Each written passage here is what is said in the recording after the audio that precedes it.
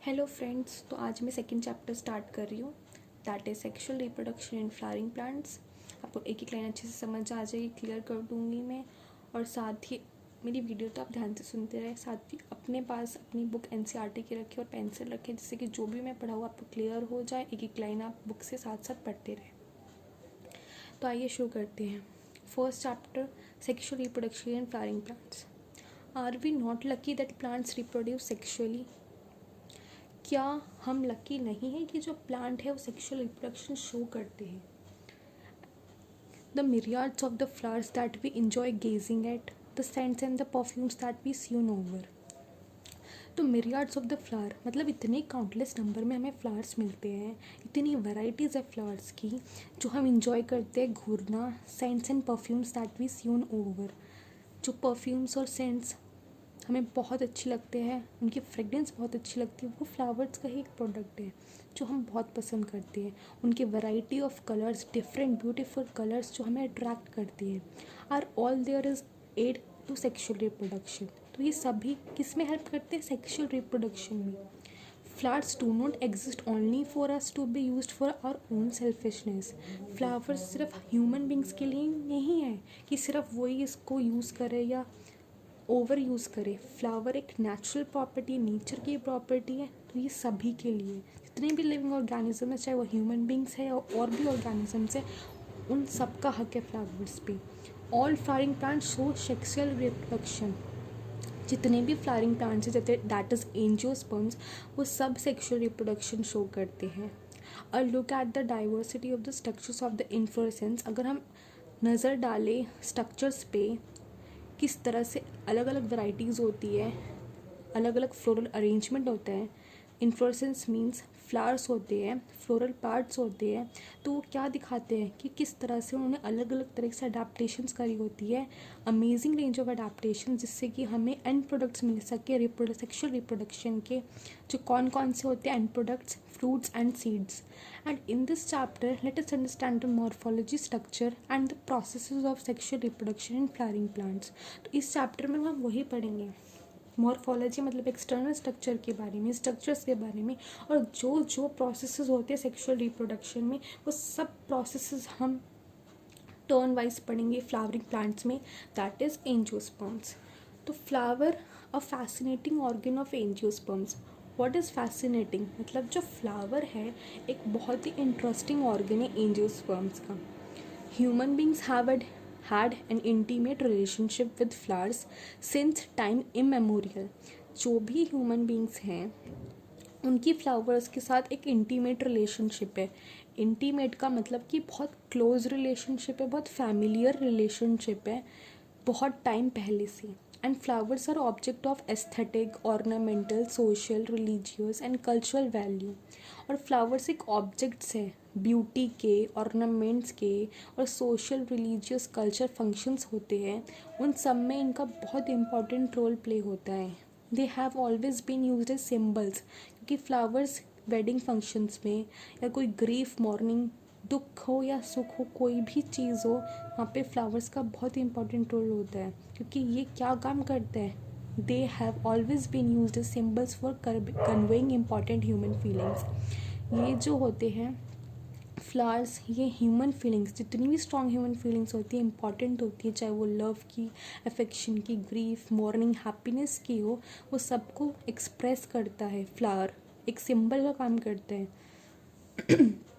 Happiness, grief, mourning, etc.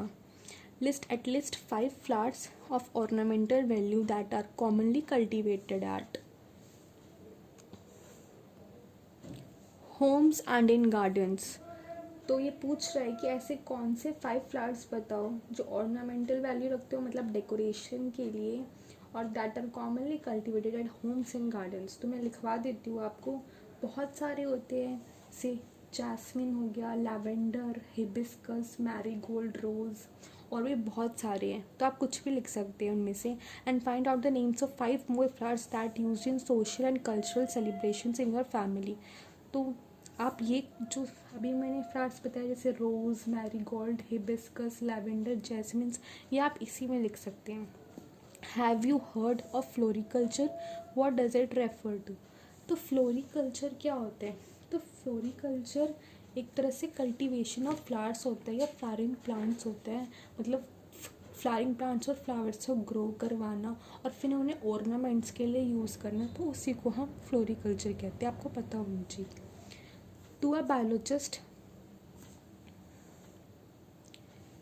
flowers are morphological and embryological marvels and the sites of sexual reproduction। अगर हम biologist की बात करें तो एक बायोलॉजिस्ट के लिए जो फ्लावर्स होते हैं मॉर्फोलॉजिकल एंड एम्ब्रियोलॉजिकल मार्वल्स होते हैं, मतलब बहुत ही वंडरफुल थिंग होती है बायोलॉजिस्ट के लिए फ्लावर्स।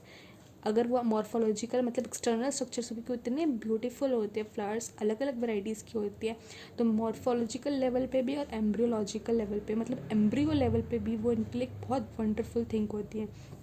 और यहीं सेक्सुअल रिप्रोडक्शन होता है, तो इसी को साइट्स ऑफ सेक्सुअल रिप्रोडक्शन कहते हैं।